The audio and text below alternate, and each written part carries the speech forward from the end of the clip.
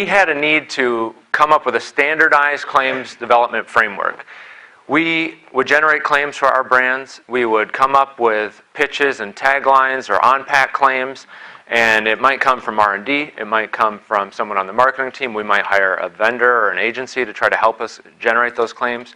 But we didn't have a process. SKIM has done a really excellent job of helping bring out the most of our claims. So from the very first claims test they ran for us, they helped bring out information that we didn't see, and that's why we actually turned to them and said, hey, we want to develop this framework. What can you do for us? And they came back with the pitch of meta-analyzing our claims from in the US and throughout Europe to help us get a better understanding of what works, what doesn't work. Over the past couple of years, we did a lot of studies with Unilever on claims, and then when doing all those studies, we start recognizing patterns, like, oh, in butter or margarine category, we see the same reasons explaining why something wins, versus completely different, like a laundry detergent or a moisturizer, etc.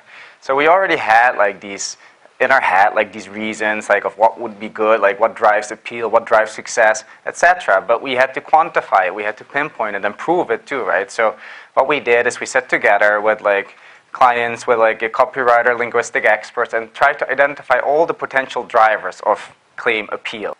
One more slide. How I like to look at it, how we look at it, is like a holistic approach. It's not a checklist. It's not that you say, okay, there's 10 characteristics that a successful claim or communication can have, and if you have check off 7 out of 10, you're golden. It's not how it works. You have to check basically off all 10, because you can be good and you can clear the first hurdle, the second hurdle, and the third hurdle, but you can still fail on the fourth one, and that's also how to look at it. Hurdle 1, promise value. Now, I try to remind our marketing teams from time to time that we actually sell products that people want to use because it gives you a specific value or benefit. I know that seems fundamental.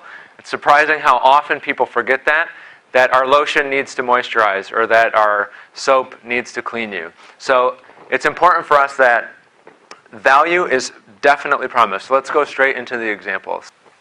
You look at these and you say, okay, for perfectly smooth skin or designed for perfection. Well, what we find out is that the second one is not the best choice because the value that you're promising is smooth skin. It's not about perfection. It's a little bit vague. It doesn't really describe exactly what we're going for. So one of the key principles we're trying to pitch is make sure you promise the value that's going to be there.